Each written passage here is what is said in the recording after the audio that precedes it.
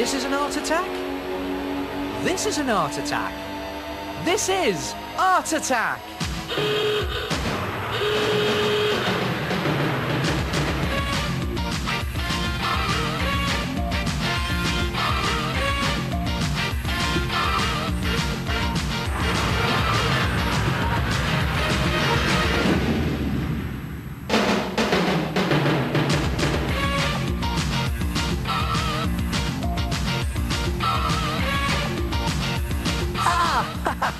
Hello there.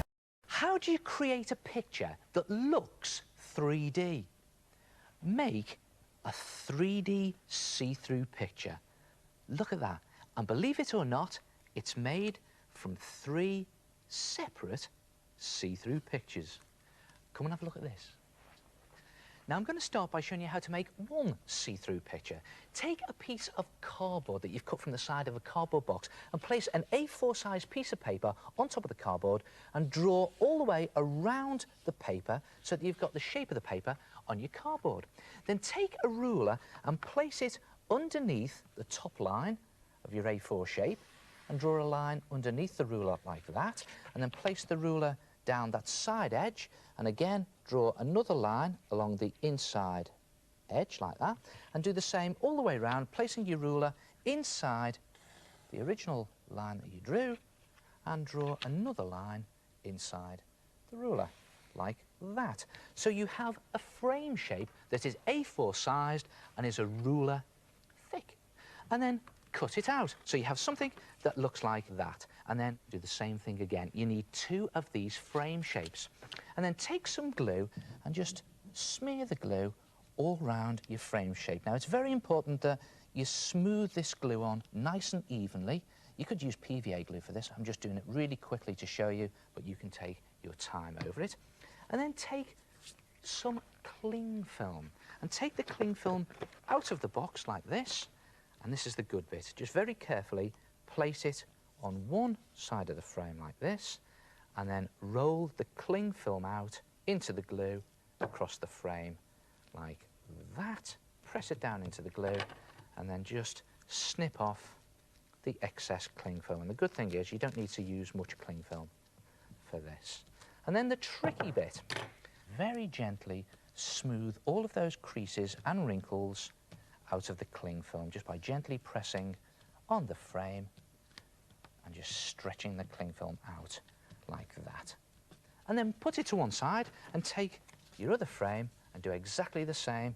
Smear the glue on, PVA or glue stick, and put it on nice and evenly. As usual, I'm rushing these things just to show you.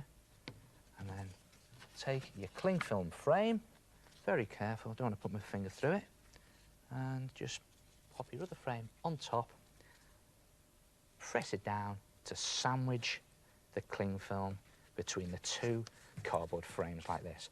And then leave it to one side to dry, and it's a very good idea to put books all the way around the frame to press it down really firmly and sandwich that cling film. And when it's dry, cut off the excess cling film from around the edges. But while you're waiting for it to dry, draw the design for your picture. You could practice it on your A4 piece of paper. And it's a good idea to do a very simple picture, just a cartoon image, nothing too fancy. And see what I've done here? The reason I'm using the paper is I've made a few mistakes. So you can alter those mistakes. It doesn't matter, because what you're going to do is when your cling film frame is dry, you place it over the paper and trace the image onto the cling film. Now, you need permanent markers for this. I'll tell you what else will work. You're not going to believe this. A ballpoint pen. But you have to be very careful that you don't pierce the cling film. And just very carefully do your image. I'm just going to, again, go around the shapes just to show you. I'm not going to put too much detail in at this stage because I'm going to paint it in a minute, and then we can put the detail in afterwards. So get the basic shapes in there. Just make it nice and cartoony. I love doing pictures like this, just get in there like that, not too much detail. And when you've got your basic shapes in, then just decorate the frame. Give it a good old wood finish. So what I'm going to do, you've seen me do this many times before, I'm going to do some wispy lines on the frame just to give it a wood grain finish. And a few more wispy lines down here. And a bit more wood up there. And this is great fun to do and very easy to create a really woody effect. And when you've got your wooden frame, hold it together by banging in some nails, not with a hammer, but with a silver pen. Watch this. Just going to draw in some nails around the edges of the frame there. And you can get this same effect if you just use an ordinary pencil. And then paint your picture. Now, I've only done the outline, so I'm going to paint it and then put the detail on. Paint it using acrylic paint or poster paint. But poster paint won't stick to your cling film unless you mix it with a bit of washing up liquid. Good tip, that. I just mixed it with some washing up liquid here. And now I'm just going to very carefully paint it onto the cling film. Right on there. A lot of paint on the brush. And you paint the whole of your picture in the same way. And when you've painted it, you'll have something that looks like this. Look at that. Just remove my picture, and there it is. A see-through picture. And if you want to make a 3D see-through picture, it's simple. You make 3 of them. There's one, and I just put the other one on top of it. There's 2, and finally, there's the 3rd one. And if you just stick them together with sticky tack, you can even move them around and slot them in and out of each other to create a different picture each time. And the more cardboard boxes you get and the more cardboard you cut out, you can just keep adding more and more pictures until you have a 3D see-through picture.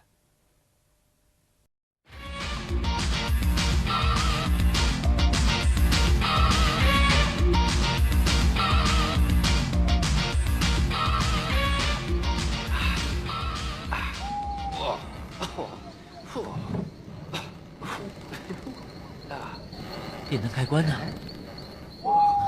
开关在哪里呀？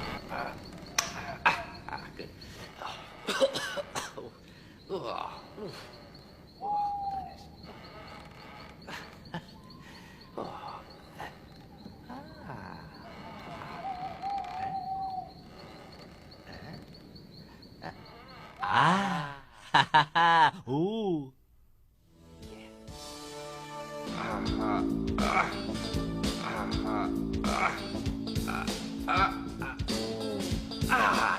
创造大型作品的时候到了。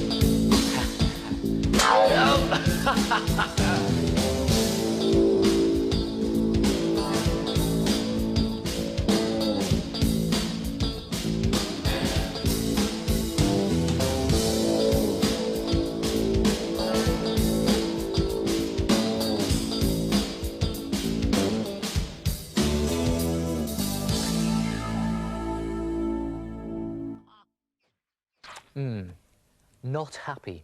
Take a look at this picture, particularly the aeroplane. Now, you know, what do you think? It looks to me like that aeroplane is just hanging in mid-air and not even moving.